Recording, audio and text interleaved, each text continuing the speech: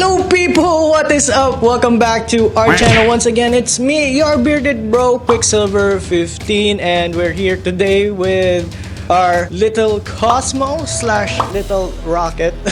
But his name is actually Cream, and I think you already know what we're gonna be reviewing today. And I think this movie is either the sign of a brighter MCU or the sign of its inevitable downfall. And of course, we're talking about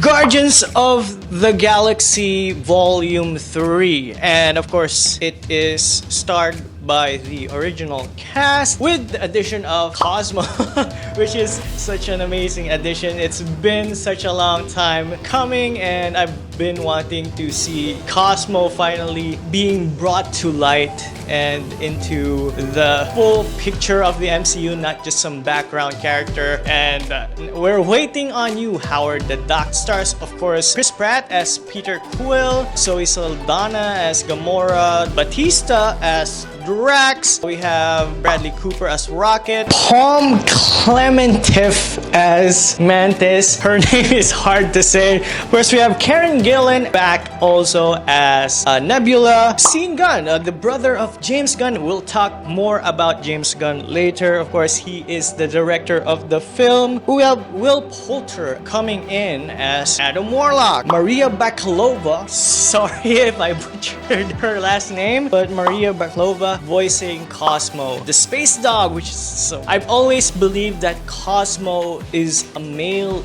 dog. They didn't really say, because it was always good dog, not good boy or good girl. So with the voice actress now, is Cosmo a girl?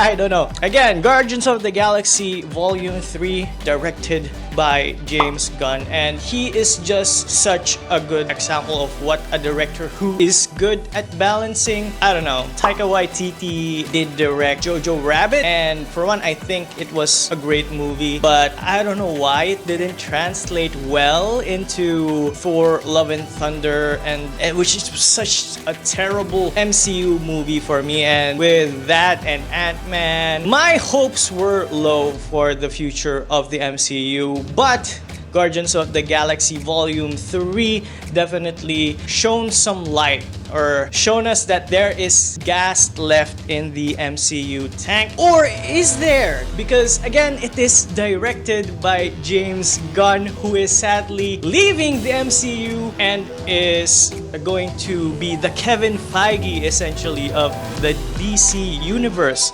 So my hopes are really high for DCEU now that, you know, with his previous work on the Suicide Squad, such a lovely movie.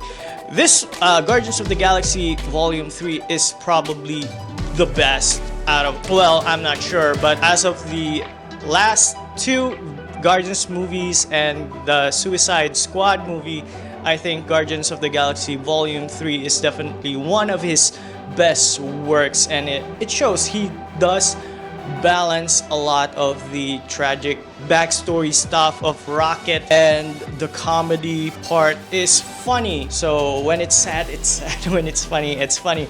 Unlike, you know, again, we can't stress how bad enough Thor Love and Thunder is. Yeah, that's just such a prime example of brushing off sad stuff and just making fun of it. It's so weird for me. And again, this Guardians of the Galaxy Volume 3 just, I think, kind of remedy me being so butthurt about Thor Love and Thunder. So with that said, we will be talking a bit about the spoilers later on in this video. So if you haven't watched Guardians of the Galaxy Volume 3 yet, go watch it. It's probably the signal of good things to come, or the last good thing to come from the MCU. So either way, I suggest you do. And I'm giving it a 9 out of 10, and that's no small feat for a movie.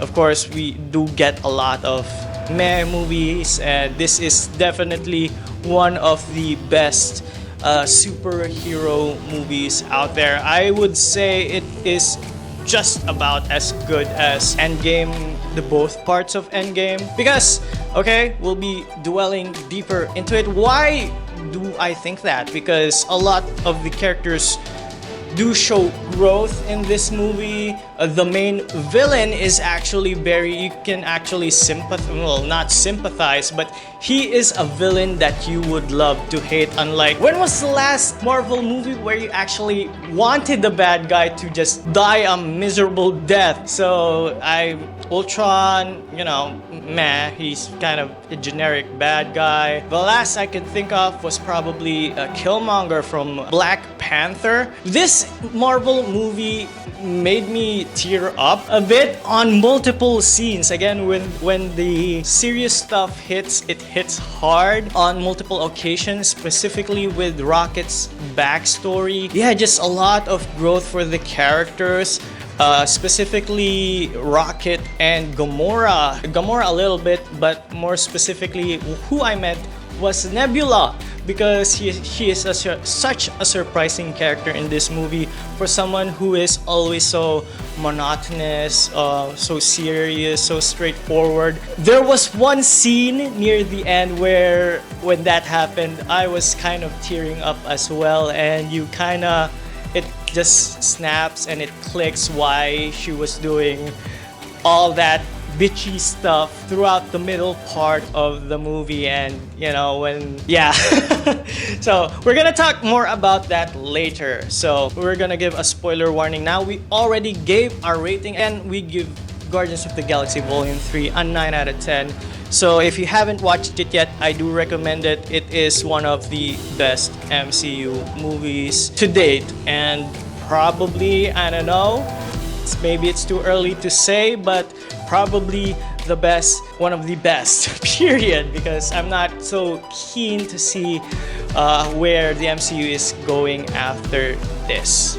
So again, talking about character growth, we see Nebula actually being a bitch all throughout the film, and then near the end when Quill finally helps resuscitate Rocket, and Nebula hears Rocket's voice, kind of almost breaks down and tears up, and that really got me. And yeah, I mean, a lot of that stuff does happen in this movie, and it's really great.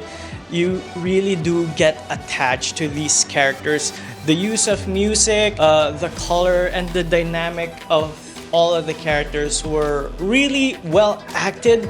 But then again, also, I have to give it up to the directional prowess of James Gunn, because I mean, a lot of these guys were kind of misused in other, you know, Endgame and Thor: Love and Thunder. They showed the Guardians for a brief few minutes. So this is just one example of a director or a creative head just knowing what to do with the characters, what he wants to do with the characters, and executing it masterfully. The cinematography is great. Again, I can't help but to compare with Thor: Love and Thunder, but a lot of, well, some of the scenes there was just lazily thought of, you know. I don't think they had like artwork or art styles they used specifically for that one scene where Thor is gonna fly back up to Gore, you know. It's just him going like that. I could probably do it here, and you know, they just shot it in an open grass field, no cool wind-up close-up. It's just him, you know, flying up like that in a just a wide shot of the field. Not really a wide, like a mid shot of Thor. And yeah, that was just really lazy, you know, cinematography for me.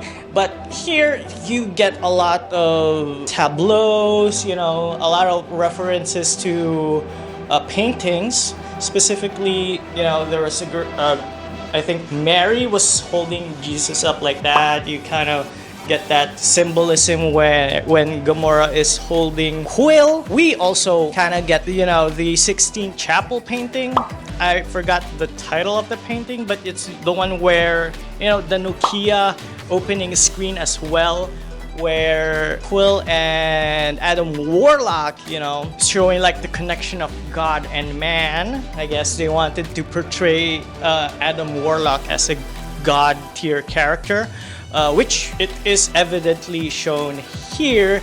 Although Adam Warlock is, for me, I was expecting him to be his comic book counterpart, which was, you know, more gravitas, more sophisticated. But here he is like almost a childish character, but they do explain it, so it kind of works in this universe. So if you're into Marvel because of the MCU, you probably would like the character as love or hate, because he's kind of a dumbass but in a fun way. He is a good character, honestly, but not the Adam Warlock I grew up with, who is, you know, almost like a Doctor Strange-esque character. So in the end, you do see Adam Warlock's growth as a character, and you realize why he did stuff in the beginning of the movie. It's just because to save his own race, actually, from the High Evolutionary. And let's talk more about the High Evolutionary. So, just an amazing job by the actor. I forgot his name. Let's do a quick Google search. It is, I don't know, I'm not even gonna try. I will try, okay. Chukwuji, I don't know. I can't say it. But the actor did a great job as the High Evolutionary, a great villain. He's not just evil, you know, for the sake of being evil. He's actually trying to progress evolution, or to his mind, what is good for all of the universe. He's trying to do that and try to create the perfect being. But then, you know, you have characters like Rocket, who shows us like it's okay to be not perfect. It's perfectly perfect to not be perfect. Yeah, that was a kind of a cool message of the movie. Also, it mirrors a lot of society trying to create this perfect society, and we as humans who think that we are like the perfect, you know, species of this planet, and then them showing us, no, no, you're not.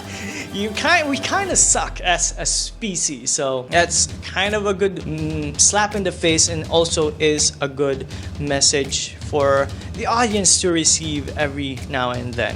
So again, let's talk about the goodest dog in the MCU, which is none other than Cosmo. And you've seen him probably in almost all of the Guardians of the Galaxy stuff. For the first two, he is shown somewhere in the background of the collector's collection with Howard the Duck. Howard the Duck also making an appearance here, but you know, not so much.